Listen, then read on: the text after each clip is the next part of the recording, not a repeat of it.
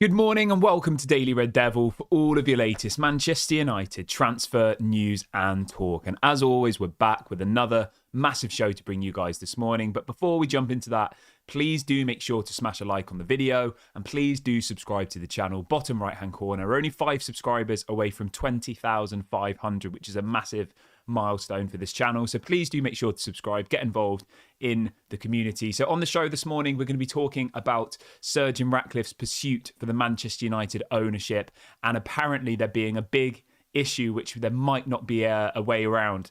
We'll be talking, of course, about that at length. I will be opening up to the chat to get you guys' opinions as always. We're also going to be talking about Jadon Sancho to Saudi Arabia, with a club coming out expressing their interest now in purchasing him in the January transfer window. We'll be going into depth about that. We'll also be talking a little bit, of course, about the game against Man City on Sunday, and also bringing you some brand new news about one of our key players returning from injury. Now, this isn't Casemiro. It's not one of those people. It's a name which I think is going to really make you happy on this Friday morning. As always, get involved in the comment section. Get involved in the live chat. Let me know your thoughts on everything we discuss on today's show. I always like to see what you guys have to say. Before we start the show, I just want to quickly give a bit of an update on the Garnacho situation. So obviously we spoke about this at length yesterday. Obviously there's this situation going on at the moment with Garnacho, which has been made into this massive issue. Obviously we did a video on it last night. Everyone had their say. And just to confirm, right? So Onana came out last night with this tweet which said, "People cannot choose what I should be offended by. I know exactly what Garnacho meant by the tweet. He meant power and strength." And Onana says this matter should go no further. So that should be the end of it, really. Now, we've heard this morning that apparently the FA, the Football Association in the UK, is still considering banning Garnacho over the post that he made, even though Onana's come out and said that he's not offended by it and that he understands what Garnacho posted. Apparently the FA are still now considering banning Garnacho, which is, I think, is a little bit mad, to be honest. Obviously, we'll have to wait and see what happens, but I just wanted to give you guys a bit of an update this morning. Just to give you a bit of context as well, a similar-ish situation happened 2 or 3 years ago when Cavani was at the club, and he posted something on his Instagram story, which I think he posted the word black, but translated in Spanish, and the Spanish translation is another word which in England is maybe has slight racial connotations with it, and he got a 3-game ban and £100,000 fine. So I don't know. I'm not sure what the Football Association are thinking here, but just to be very, very clear, this tweet that Onana put out trying to resolve the issue is apparently not the end of it, and it does look like the FA are considering banning Garnacho. So just to give you a bit of an update on that one this morning, and let's move on with the rest of this morning's show. So you know what? We haven't done this in a while because it's been a bit miserable, hasn't it, of being a Manchester United fan for the last couple of months, but we've got some positivity to bring you. So let's start the show with some positivity on this Friday morning. It's the weekend, and that's relating to Wan-Bissaka, okay? The story is as follows. This came out early this morning in the early hours.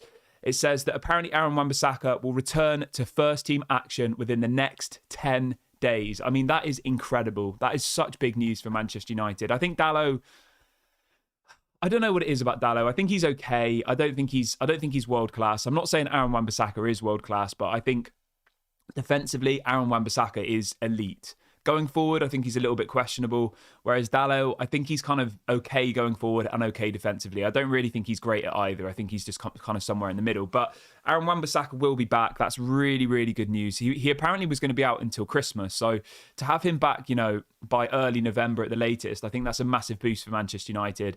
Obviously, he won't be back for the derby on Sunday. He won't be back for the game against Newcastle United in the Carabao Cup. But I would imagine he'll be back in time for Fulham away, and then Copenhagen away, and then Luton Town at home. So massive news on that one. Really happy to have Wan-Bissaka back in the squad, and really happy to have a bit more competition there ahead of the rest of this season. Let's see what everybody's saying in the chat. Well, good morning, everyone. I hope everyone is doing good. Let's see what else people are saying. Habby says Wan-Bissaka returning is massive. I agree. Saf says then we can use Dalot on the left. Reguilon is too injury prone. I agree. I probably would play Dalot at left back until Shaw returns. What else have we got? Pig Teat says Dalot is a baller. He needs 2 good centre-backs next to him. Fair enough. Andrew says Sheikh Jassim is putting in a £9 billion bid to buy the club. Someone is feeling very, very optimistic. Somebody says, I hope United stand by Garnacho. Ban him. We don't play the games he's banned for. Simple. We stand together with him. Fair enough. Okay. Ginge says, not surprised he's a United player. If he was a Liverpool player, people would have likely said it was funny. Okay. Obviously, everyone's entitled to their opinion.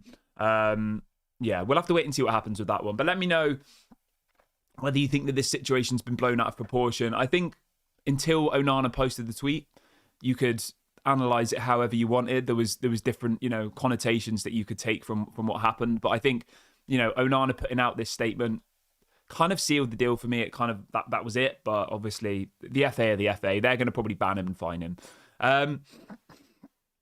Right. I just wanted to bring this into the show as well. Obviously, we've spoke about Wan-Bissaka, we spoke about Garnacho. There's a story coming out this morning saying that apparently Manchester United are now expected to make the deal for Sofian Amrabat permanent before the end of the season. Now, I wanted to get you guys' opinions on this. I think that, for me personally, I think this is where we've gone wrong over the last 10 years, really. We give people contracts too early. Like, for example, Rashford, a couple of seasons ago or whatever. He has a good run of form. You give him a contract. People like Brandon Williams. I remember he had one good season at Manchester United and we gave him like 50 grand a week contract, or it might even be more than that. I couldn't believe the amount of money that Brandon Williams is on, and he literally doesn't even play football for us ever. Do you see where I'm going with this? Ole Gunnar Solskjaer, obviously he came in as the interim manager. The plan was always to have him as the interim and then to bring in somebody proper in the summer. He beats PSG in that Champions League game and we give him the contract. Yeah, I mean, Get this right. Brandon Williams is paid more money at Manchester United than Scott McTominay, Reguilon, Garnacho. He's paid the same amount of money as Rasmus Højlund. I mean, that is absolutely mental, isn't it, Brandon Williams? And that's just a prime example here of where a player has an all right time at the club and then we reward them with a contract. And I'm not trying to slag Amrabat off, to be honest, but from what I've seen of him so far, I don't think he's world class personally, and I think that we should at least wait until the end of the season before we make the deal permanent. It seems a little bit strange to me, but I want you guys to let me know in the comment section what you think. Would you sign Amrabat on a permanent deal, or do you think that maybe we should wait until the end of the season? Like, I don't know why we would give him a permanent contract at this point.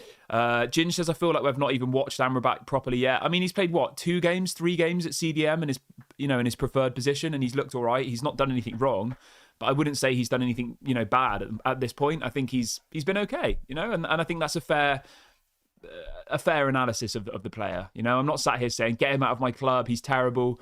I just think he's done okay. Nothing more, nothing less. Okay.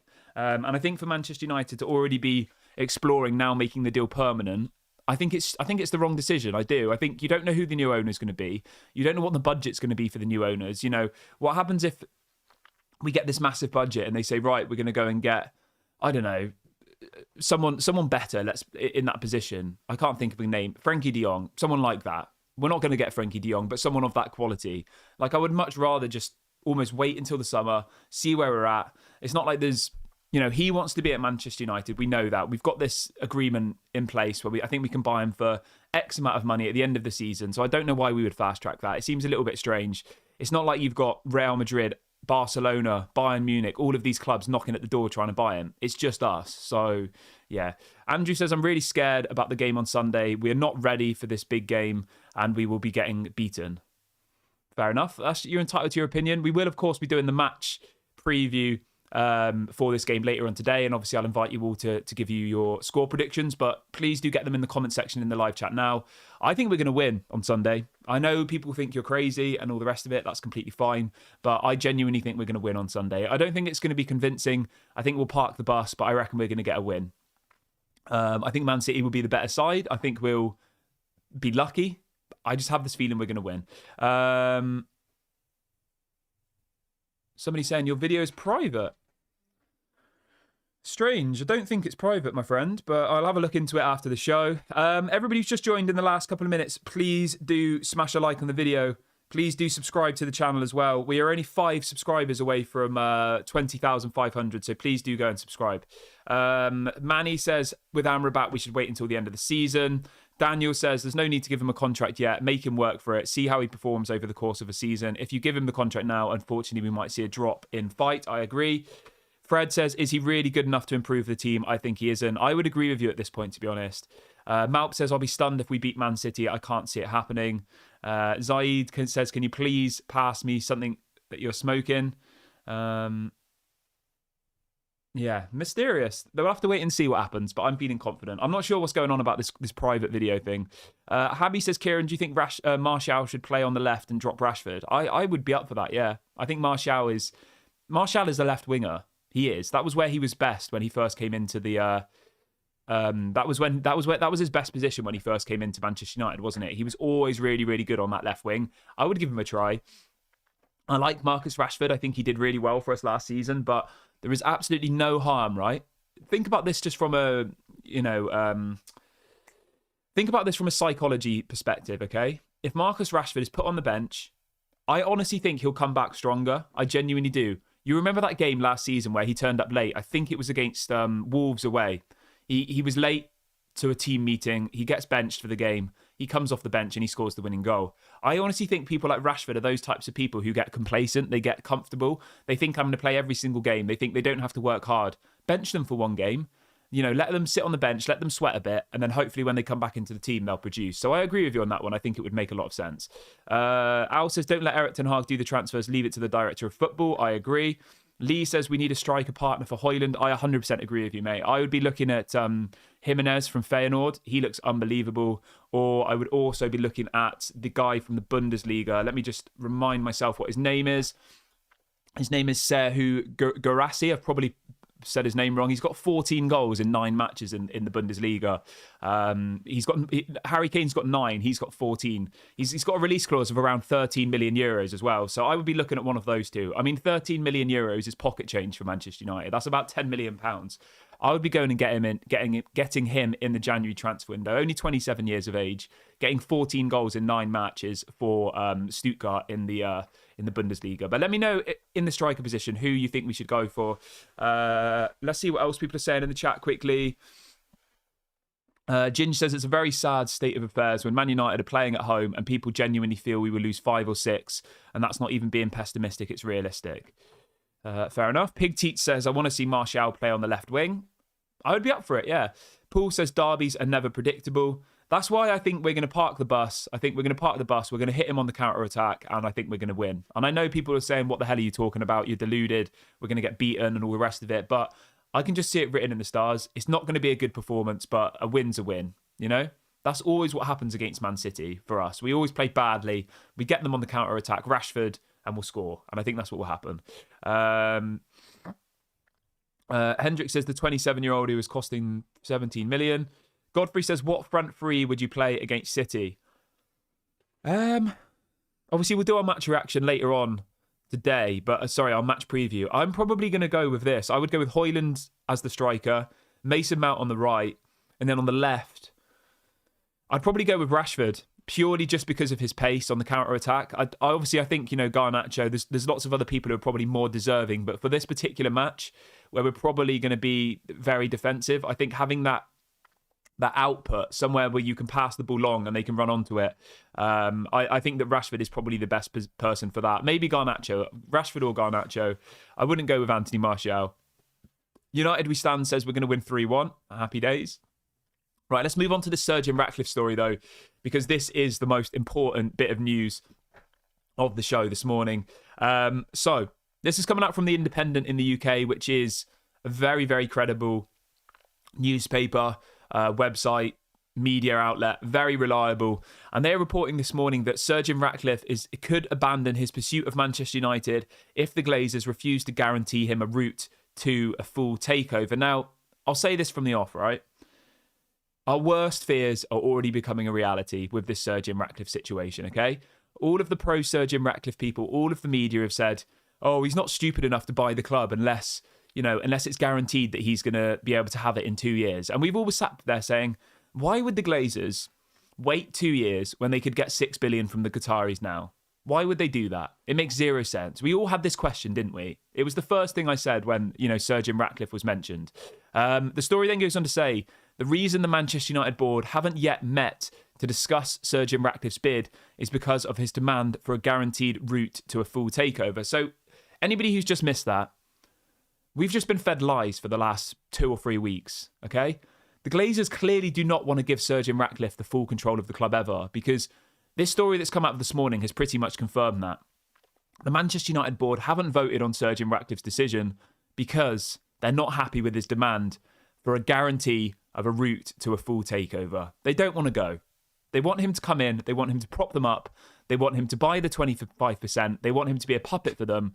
Ultimately, he'll take all of the blame. He'll take all of the criticism. If the performances don't go well, people will say, oh, well, it's Sir Jim Ratcliffe who's got the sporting side. He was the one who kept the Glazers here.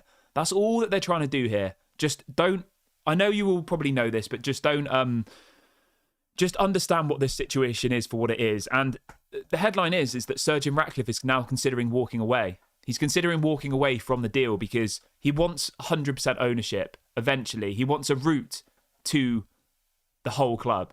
And it looks like the Glazers aren't willing to give him that. We said this months ago.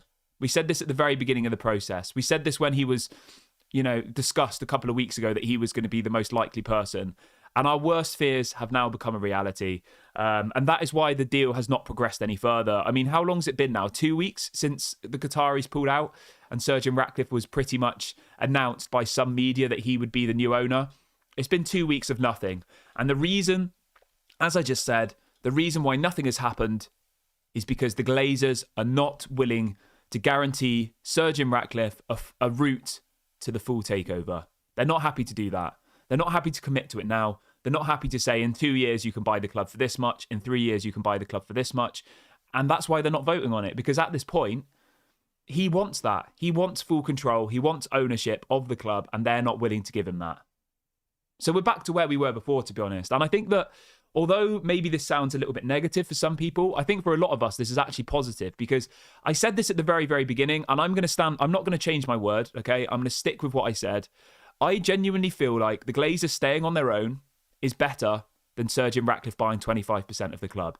If he's guaranteed to get the full club, obviously that's better. But as I just said, they're not willing to do that. They're not willing to give him the full ownership. What's the point in bringing in Sir Jim Ratcliffe, giving him 25% of the business, giving the Glazers 1.3 billion to go straight into their pocket, having a new person to blame, all of the blame being taken off the Glazers and focused on Sir Jim Ratcliffe? It makes zero sense. I think it's a big issue. But let me know what you guys think in the comment section about this. I will read out some of your comments, some of your thoughts.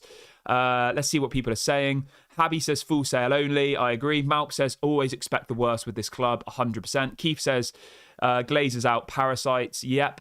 Fred says wake up, Sir Jim. Everyone else can see it. You fool. Money for nothing. 100%, mate. He needs to wake up and smell the coffee. He really, really does. He needs to be like me this morning when my microphone wasn't working. He needs to have that epiphany where you're sat there thinking you've got hundreds of people, or thousands of people in Sir Jim Ratcliffe's case, waiting for his next move, and your microphone ain't turned on. Paul says, I wonder if he still thinks the Glazers are nice guys. Probably. It's just, the thing is, right, we know for a fact that Sir Jim Ratcliffe is doing this for his legacy, for his ego, to be remembered as a Manchester United owner. We know that for a fact. It's been reported widely. That's the only reason he's trying to buy the club. Ginge says, regardless of what happens with Sir Jim Ratcliffe, the Glazers cannot afford not to do something. Well, what they could do, Ginge, is get minority investment. That is another option. The other option is they go back to Qatar. There is murmurs this morning that apparently the Qataris are still circling. Whether or not that will come to anything, we'll have to wait and see. But ultimately, we're waiting on this situation with Sir Jim Ratcliffe to reach its conclusion. But as of this morning, nothing is happening, and that is because the Glazers are not willing to guarantee him a path to full ownership. It's exactly what we all feared. It is the worst case scenario. It is. It ultimately means that for the next 10, 20 years, the Glazers will own the club with Sir Jim Ratcliffe. Where will the new stadium come from? Where will the investment in the squad come from? All of the blame will be put on Sir Jim Ratcliffe because he'll be the one that's propped up the Glazers, and the Glazers will sit in their mansions in America, continuing to make money off this club that we all love, while Sir Jim Ratcliffe will be the front of it, and that will be it. That will be our future. Lee says they're just greedy when it comes to money. 100%. MP says, what do you think will happen if Sir Jim Ratcliffe pulls out of the deal?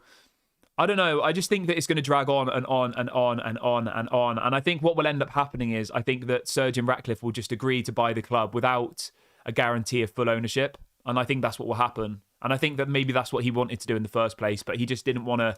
He just didn't want to piss off the fans, you know. He didn't want to piss us off, so he said he put out to the press that he wanted to buy the whole club eventually. That was his plan. But really, I think he just wants something. He just wants to own a piece of it. I don't think he cares how much, personally. Yeah. Let's see what else people are saying. Al says maybe the Glazers are arguing amongst themselves. Some probably want to cash up. Well, we've heard this for months, don't we? The only two that actually want to stay involved is Joel and Avram. The rest of them want to sell up. So it's a complete mess, to be honest. And I think that, 2 weeks ago, even though I wasn't that happy with the news that Sir Jim Ratcliffe was looking like to be the new owner, in some ways I was a little bit, from a mental perspective, I felt like there was going to be closure. I felt like we could try and move forward. We could try and focus on football. We could try and focus on the future. But where we're at the moment, I just can't think like that anymore. It's very difficult. It's just the same thing going round and round and round. Somebody says Sir Jim Ratcliffe will just milk the cow like the Glazers. I agree. Sonny says, like you said earlier, why would they reject 6 billion now to give someone control for 1.5 billion? Exactly, mate. It makes zero sense. Why would they, give someone control, as you say, for 1.5 billion, and then guarantee that they'll sell them the club in a couple of years? It makes zero sense. Hendrik says United fans must come together in the UK not to buy tickets and kits for next season. I mean, the thing is, right, Hendrik, I get what you're saying, but Old Trafford's 73,000 people?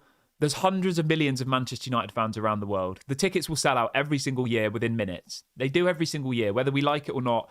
It's easy to say don't go to the games, don't buy the shirts, but it will happen, okay? There's hundreds of millions of Manchester United fans and only 70,000-ish seats in Old Trafford. Like, even if 50% of United's worldwide fans don't buy the tickets, there'll still probably be 100 million people trying to buy tickets. Do you see what I mean? Like, it's impossible to get around it. Somebody says, do you think we're going to buy some defenders in January? It's too hard to predict January at the moment, mate, to be honest. It really, really is, because ultimately, until we know what's going on with the takeover, I don't know. If the Glazers are staying on their own, maybe. I imagine we'll buy a winger. That would be my prediction, or at least we'll loan a winger, because Sancho, we're going to talk about in a minute, Sancho does look like he will be leaving the club, and we will need a replacement for Jadon Sancho. So a defender, I don't know. Maybe they stick with Harry Maguire for the rest of the season. I don't know. I wouldn't have a massive issue with it, to be honest. I think that there's so many bigger things that need sorting out at Manchester United that buying a defender in January isn't going to solve everything. I think Harry Maguire's doing an okay job at the moment. I think Lindelof's okay. I think Varane's, good on his day. Martinez will be back in January.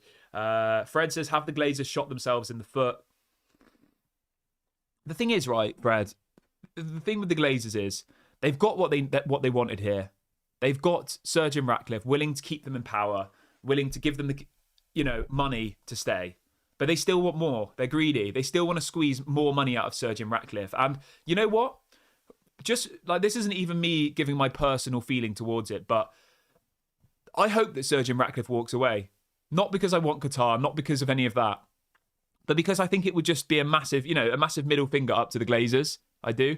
Habby says, Kieran, is it true that McTominay will be sold in January? Yes, I did want to talk about that really, really quickly, actually. So thank you for reminding me. We've got over 600 of you watching this morning, guys. Please do smash a like. It helps to bring more people into the show. And please do subscribe if this is your first time watching. I've just dropped a link in the chat to do that. So I wanted to talk a little bit about McTominay. Thank you to Habby in the chat for reminding me. So it looks like Newcastle, this is coming out from The Athletic in the UK last night, Tier 1 source reporting the following. They're reporting that Newcastle United could now make a move for Manchester United midfielder Scott McTominay in January if Sandro Tonali's ban from football is as long as anticipated. So since that story's come out, we can confirm that Tonali will be banned from football for 10 months over gambling charges. So it looks like they will come in for Scott McTominay in January. The fee that's being floated around at the moment is £40 million. Now, I want you to let me know in the comments section, in the live chat, would you accept £40 million from Newcastle for Scott McTominay? Let me know. And it's a double-ended question. If we sold Scott McTominay for £40 million, please let me know who you would bring in as the replacement. Let me know in the comments section. For me, I would 150% take 40 million for Scott McTominay. I would. Yes, he's got a couple of goals this season, but he's not the player we need at the moment. I think he's quite good going forward. I genuinely do. I'm not gonna beat around the bush. I think Scott McTominay going forward is quite good. He's got a good shot on him. He's obviously quite tall. He's quite physical. But defensively, in a midfield position, I think he's absolutely hopeless. I think he's awful. So for me, it's 100% yes. Unless they're going to turn him into a striker at Manchester United, which I don't think they're planning on, he has to go. And you need to bring in somebody who's actually going to be good in that position. Who could I think of off the top of my head quickly? Because you put me on the spot. It's difficult, isn't it? There's plenty of people out there, isn't there? Somebody says get Gravenberch. I mean, he's on loan at Liverpool, so that probably wouldn't happen. Al says I would take a straight swap with McTominay for Tonali. Manchester United wouldn't do that, but I would probably go with, if you're putting me on the spot, I would probably go with Amadou Onana from Everton. It looks like Onana are about to be given a 12-point deduction, which, to be honest, will probably relegate them this season. Manchester United were linked to Amadou Onana all summer. I would go for him. I think he would be the best option. Obviously, Premier League proven, 22 years of age, Belgian international, very, very good player. Is exactly what we need, to be honest. So yeah, for me, I would sell McTominay to Newcastle and then go and buy Onana, who I think is a much, much better player, is more of the player we actually need. He's a CDM. He's obviously very strong. He's fast. He's the opposite of Scott McTominay. So yeah, Amadou Onana, he would be my preferred option in that position. Let's have a look. 1 second.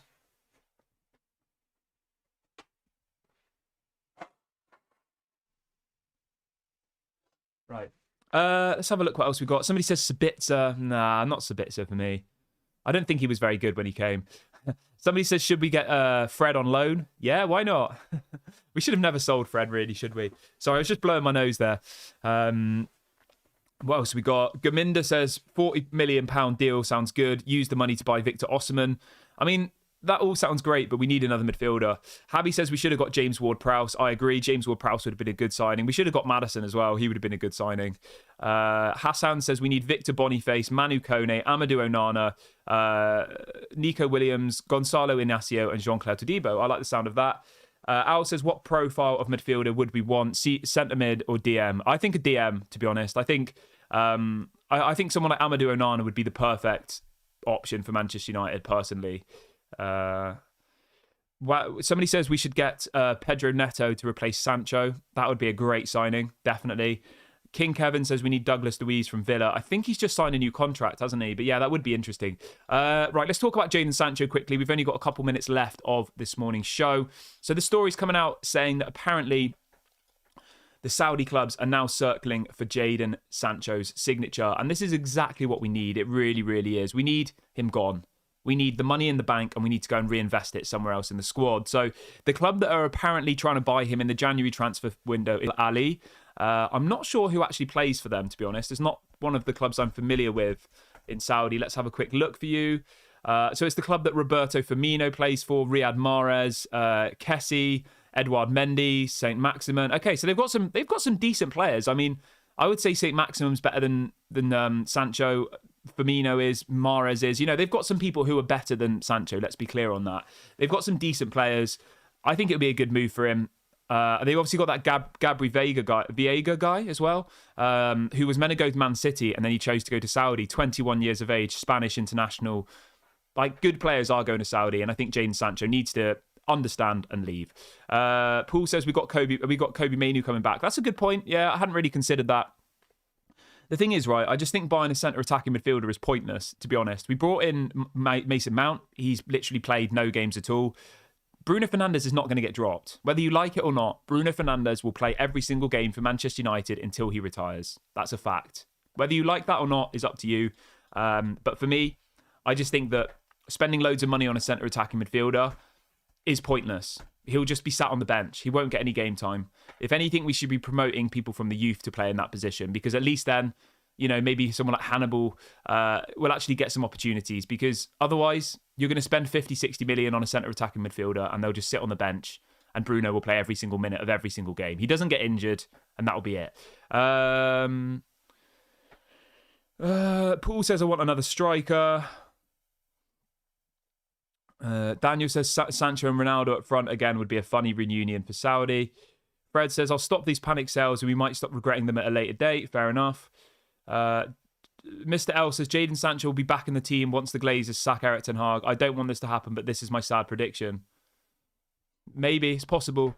Right, I'm going to wrap the video up here, though, guys. Thank you so much to everyone who's joined me this morning. Please do let me know in the comment section what you think is going to happen with this surge in Ratcliffe news. Do you think the Glazers will agree to give him the path to buying the full club, or do you think that this deal will collapse? Let me know your thoughts. Also, let me know on your Scott McTominay, 40 million to Newcastle, yes or no, and also let me know who you think would be a good replacement. Let me know who you want as Sancho's replacement, and also let me know your score predictions for the game against Man City on Sunday. Thank you so much to everyone who has joined me on the show this morning. Please do make sure to smash a like on the video, subscribe, bottom right-hand corner, and I'll speak to you all a little bit later.